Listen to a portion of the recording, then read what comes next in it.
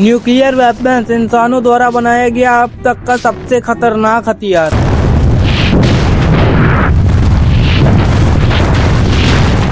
एक ऐसा हथियार जो कुछ मिनटों में पूरा शहर मिटा सकता है। लेकिन क्या आप जानते हैं न्यूक्लियर वेपन्स एक ऐसे सीक्रेट प्रोजेक्ट में बना था कि जो बना रहे थे उन्हें खुद नहीं पता था कि वह क्या बना रहे हैं। आज हम जानेंगे दुनिया के सबसे secret project the Manhattan project की पूरी कहानी। After falling for 43 seconds, the time and barometric triggers started the firing mechanism.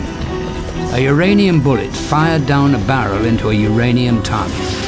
Together they started a nuclear chain reaction. साल 1939 यूरोप में हालात तेजी से बिगड़ रहे थे। जर्मनी का तानाशाह एडोल्फ हिटलर एक एक करके देशों पर कब्जा कर रहा था। Germany has invaded Poland. The Japanese have attacked Pearl Harbor. Germany has declared war on Russia. दुनिया को लगने लगा अगर उसे नहीं रोका जाएगा तो पूरा यूरोप उसके कब्जे में आ जाएगा। उसी समय विज्ञान की दुनिया में एक ऐसी खोज हुई जिसने सबको चौंका दिया। वैज्ञानिकों ने पाया यूरेनियम के परमाणु को तोड़ने पर इतनी ज्यादा ऊर्जा निकलती है कि उसका इस्तेमाल एक ऐसे हथियार में किया जा सकता है जिसकी ताकत किसी ने आज तक नहीं देखी। लेकिन सबसे बड़ा सवाल था, क्या हिटलर भी इस तकनीक तक पहुंच चुका है? अगर जवाब हाँ होता तो शायद आने वाला युद्ध इंसानों के इतिहास का सबसे भयानक युद्ध बन जाता। यही डर धीरे धीरे अमेरिका तक पहुंच गया, लेकिन उस समय किसी के पास कोई सबूत नहीं था, सिर्फ अंदाजा था कि यह हथियार इतना पावरफुल हो सकता है। यूरोप में युद्ध का खतरा हर दिन बढ़ता जा रहा था। जर्मनी की ताकत लगातार बढ़ रही थी। वैज्ञानिकों के बीच एक ही चर्चा थी, अगर हिटलर सबसे पहले न्यूक्लियर हथियार बना लेगा तो क्या होगा। उन्हें डर था नाजी जर्मनी को यूरेनियम पर नियंत्रण मिल गया तो वह ऐसा बम बना सकता है जिसे रोकना लगभग नामुमकिन होगा। इसी चिंता के बीच कुछ वैज्ञानिकों ने फैसला किया अब चुप रहना सबसे बड़ी गलती होगी। उन्होंने दुनिया के सबसे मशहूर वैज्ञानिक एल्बर्ट आइंस्टाइन की मदद मांगी। आइंस्टाइन ने अमेरिका के राष्ट्रपति को एक खत भेजा। उस खत में साफ चेतावनी दी गई थी कि जर्मनी इस तकनीक पर काम कर सकता है। अगर अमेरिका ने अभी तैयारी नहीं की तो आने वाले समय में बहुत देर हो जाएगी। अमेरिका के राष्ट्रपति ने तुरंत वैज्ञानिक सेना और अधिकारियों की बैठक बुलाई। अब सवाल यह नहीं था क्या न्यूक्लियर हथियार बन सकता है, सवाल यह था क्या अमेरिका जर्मनी से पहले न्यूक्लियर बना पाएगा। लेकिन इतना बड़ा मिशन खुलेआम चलाना नामुमकिन था। अमेरिका ने आधिकारिक रूप से एक गुप्त मिशन शुरू किया, द मैनहट्टन प्रोजेक्ट। इसका नाम न्यूयॉर्क के मैनहट्टन इंजीनियर डिस्ट्रिक्ट के नाम पर रखा गया क्योंकि शुरुआत में इसी दफ्तर से इस मिशन का संचालन किया जा रहा था। लेकिन असली काम न्यूयॉर्क में नहीं होने वाला था। अमेरिका ने इस प्रोजेक्ट के लिए अरबों डॉलर खर्च करने का फैसला किया। देश भर में अलग अलग जगहों पर गुप्त प्रयोगशालाएं, विशाल फैक्ट्रियां बनाई जाने लगी। हजारों इंजीनियर, वैज्ञानिक, सैनिक, मजदूर इस मिशन पर जोड़े गए। सबसे बड़ी बात, इनमें से ज्यादातर लोगों को बताया ही नहीं गया कि आखिर वह क्या बना रहे हैं। किसी का काम सिर्फ मशीन चलाना था, किसी का काम सिर्फ धातु तैयार करना था। हर व्यक्ति को खाली उतनी जानकारी दी जाती जितनी उसके काम के लिए जरूरी थी। इस तरह पूरे प्रोजेक्ट को कई छोटे छोटे हिस्सों में बांट दिया गया। लेकिन इस मिशन को सक्सेसफुल करने के लिए अमेरिका को एक ऐसे वैज्ञानिक की जरूरत थी जो दुनिया के सबसे तेज दिमागों को एक साथ लाकर इस असंभव काम को संभव बना सके। काफी सोच विचार के बाद उनकी नजर एक युवा अमेरिकी भौतिक विज्ञान पर जाकर रुकी। उस समय ओपेनहाइमर दुनिया के मशहूर वैज्ञानिक नहीं थे, लेकिन उनकी सोच, नेतृत्व और विज्ञान की समझ ने अमेरिका को प्रभावित किया। उन्हें इस पूरे मिशन का वैज्ञानिक प्रमुख बना दिया गया। अब ओपेनहाइमर का पहला काम था दुनिया के सबसे बेहतरीन वैज्ञानिकों को एक जगह इकट्ठा करना। इसके लिए अमेरिका ने बिल्कुल सुनसान इलाका चुना, लॉस एलामोस, न्यू मैक्सिको। कुछ ही महीनों में वहाँ गुप्त बस्ती बसाई गई, घर बनाए गए, प्रयोगशालाएं बनाई गई, सुरक्षा के लिए सैनिक तैनात किए गए। पूरे इलाका को बाहरी दुनिया से लगभग काट दिया गया। जो वैज्ञानिक वहाँ पहुँचते थे वह अपने परिवार के साथ वहीं रहते थे। लॉस एलामोस में अब दिन रात काम चल रहा था। दुनिया के सबसे बड़े वैज्ञानिक एक ही लक्ष्य पर जुट चुके थे, दुनिया का सबसे पहला न्यूक्लियर बम बनाना। लेकिन एक बड़ी समस्या थी, किसी ने पहला ऐसा हथियार नहीं बनाया था। हर गणना नई थी, हर प्रयोग जोखिम था। एक छोटी सी गलती पूरे मिशन को खत्म कर सकती थी। वैज्ञानिकों को सबसे पहले बड़ी मात्रा में -235 यूरेनियम और प्लेटोनियम -239 तैयार करना था, लेकिन इन्हें बनाना बेहद मुश्किल और महंगा काम था। उधर लॉस एलामोस में वैज्ञानिक बम के डिजाइन पर काम कर रहे थे। जल्दी वैज्ञानिकों को समझ आ गया सिर्फ एक डिजाइन से काम नहीं चलेगा, इसलिए उन्होंने 2 अलग अलग तरह के न्यूक्लियर बम बनाने का फैसला किया। एक यूरेनियम पर आधारित, दूसरे प्लेटोनियम पर आधारित। दोनों के लिए अलग अलग तकनीक चाहिए थी। दोनों में जरा सी गलती का मतलब था पूरी मेहनत बेकार। अमेरिका हर हाल में जर्मनी से पहले इस मिशन को पूरा करना चाहता था, लेकिन इसी बीच एक ऐसी घटना हुई जिसने पूरे प्रोजेक्ट की दिशा बदल दी। जर्मनी हार गया। अब कई वैज्ञानिकों के मन में सिर्फ एक ही सवाल था, क्या अब इस प्रोजेक्ट को बंद कर दिया जाएगा? लेकिन अमेरिका का फैसला कुछ और था। उस समय एक और ताकत अभी लड़ रही थी, जापान। प्रशांत महासागर में अमेरिका जापान के बीच भीषण युद्ध जारी था। अमेरिकी सेना का मानना था अगर जापान पर सीधा हमला किया गया तो लाखों लोगों की जान जा सकती है, इधर भी उधर भी। इसलिए अमेरिका ने फैसला किया मैनहट्टन प्रोजेक्ट जारी रहेगा, लेकिन किसी नए हथियार को इस्तेमाल करने से पहले यह जानना जरूरी था कि यह सच में काम करता है। वैज्ञानिकों ने महीनों की मेहनत के बाद अपना पहला न्यूक्लियर बम तैयार कर लिया। अब बारी थी इतिहास के पहले परमाणु की टेस्टिंग करना। इसके लिए न्यू मैक्सिको के रेगिस्तान में एक गुप्त जगह चुनी गई। 16 जुलाई 1945 की सुबह काउंटडाउन शुरू हुआ। कुछ सेकंड बाद इंसान पहली बार अपने ही बनाए गए सूरज को उगते हुए देखने वाला था। काउंटर 0 हुआ। अचानक इतनी तेज रोशनी फैली, लोगों ने अपनी आंखें बंद कर ली। कुछ ही पलों में एक विशाल आग का गोला आसमान की तरफ उड़ने लगा। उसके पीछे धूल और धुएं का विशाल मशरूम क्लाउड बन गया। कुछ सेकंड बाद धमाके की आवाज इतनी जोर से गूंजी कि कई किलोमीटर तक की जमीन हिल गई। इंसान ने पहली बार परमाणु विस्फोट को अपनी आंखों से देखा। मिशन पूरी तरह सक्सेसफुल हो गया। अब अमेरिका के पास ऐसा हथियार था जो पहले कभी किसी देश के पास नहीं था। लेकिन सबसे बड़ा सवाल बाकी था, क्या इस बम का इस्तेमाल किया जाएगा? अमेरिका के राष्ट्रपति हैरी ट्रूमैन सेना और अधिकारियों के बीच बैठक का दौर बार बार चल रहा था। दूसरी तरफ कुछ वैज्ञानिक चाहते थे कि इस बम का खाली प्रदर्शन किया जाए ताकि जापान बिना लड़े हार मान ले। लेकिन फिर फैसला हो गया। अमेरिका ने जापान पर न्यूक्लियर बम गिराने की अनुमति दे दी। 6 अगस्त 1945 एक अमेरिकी B-20 बॉम्बर जापान के हिरोशिमा शहर की ओर बढ़ा। उस विमान में रखा था दुनिया का पहला युद्ध में इस्तेमाल होने वाला न्यूक्लियर बम। सुबह लगभग 8:15 पर बम शहर के ऊपर छोड़ा गया। कुछ देर बाद एक भयानक विस्फोट हुआ। पूरे शहर को तेज रोशनी ने घेर लिया। इतना बड़ा धमाका दुनिया ने पहले कभी नहीं देखा था और इसी के साथ अमेरिका पहला न्यूक्लियर देश बन गया।